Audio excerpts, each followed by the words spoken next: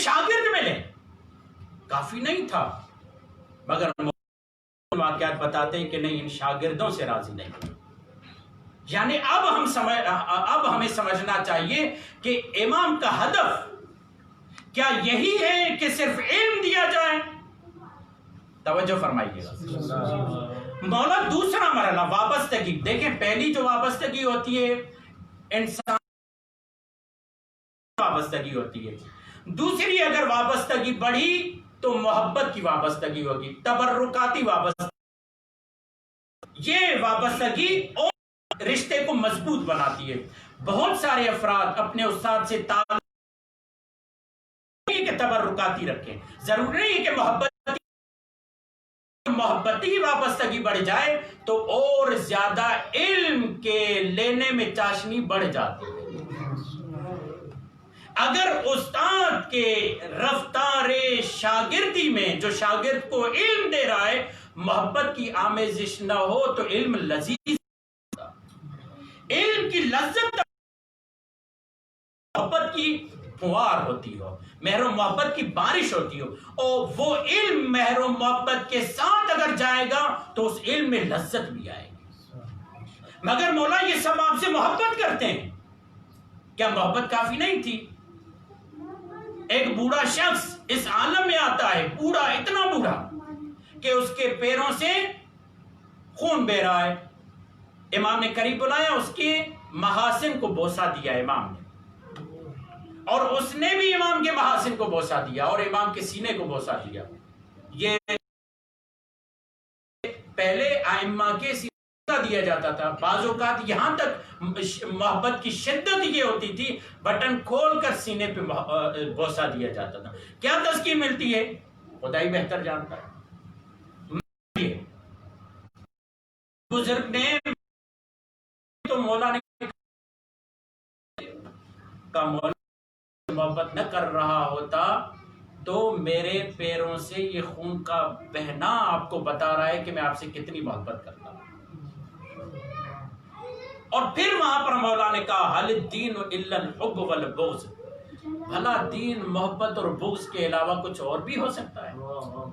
یعنی دین کی اساس، اسی لیے آپ دیکھیں بہت ساری روایتیں موجود ہیں جس میں یہ بتایا، قرآن مجید کی آیت قل لا اسألکم علیہ اجرا الا المودۃ فی القربى، اساس الاسلام حبنا، اسلام کی اساس ہماری محبت۔ مگر مولا علمی طور پر بھی آپ سے رجوع کر رہے ہیں، محبت بھی آپ سے کر رہے ہیں، اس کے بعد بھی کوئی کمی ہے؟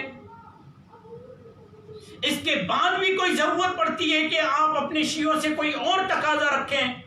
تو وہاں پر ہمیں امام کا یہ جملہ ملتا ہے، نہ صرف علمی طور پر مجھ سے وابستگی کافی نہیں ہے، مجھ سے محبت بھی کافی نہیں ہے۔ پھر مولا کیا ہے؟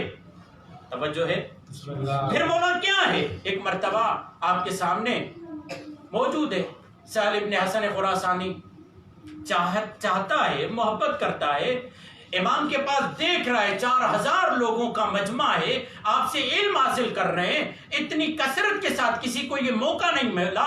جیسے پیش امام کے لیے مسرت کا وقت ہوتا ہے کہ اس کے پیچھے مامومین زیادہ ہو جائیں تو اس کی اللہ اکبر میں تبدیلی آ جاتی ہے۔ جی یہ اللہ اکبر میں تبدیلی بتا رہی ہے کہ یہ مامومین کی وجہ سے نماز پڑھاتا ہے، خدا کی وجہ سے نہیں۔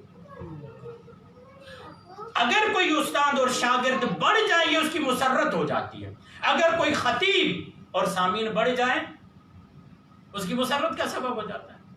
مولا اتنے سارے شاگرد، کوئی شکایت تو نہیں ہونی چاہیے، مولا اتنی زیادہ محبت کرنے والے، کوئی شکایت نہیں ہونی چاہیے۔ آخر سہل ابن حسن خراسانی نے کہا مولا پھر قیام کیوں نہیں کر رہے؟ مولا شاگرد اتنے زیادہ، محبت کرنے والے اتنے زیادہ، اب آپ قیام کیوں نہیں کر رہے؟ اتنے میں امام نے کہا کہ جاؤ اس تنور میں۔ ایک مرتبہ کہا مولا مجھے عذاب نہ دیجئے، لفظ ہیں یہ، مولا مجھے عذاب نہ دیجئے، گستاخی ہو گئی، آپ سے معاف۔ کہا ٹھیک ہے۔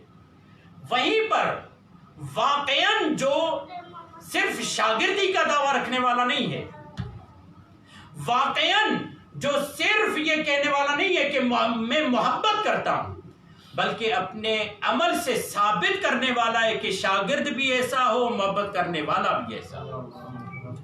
ہارون مکی سلام کیا، امام نے کہا کہ اپنی نالین کو رکھو،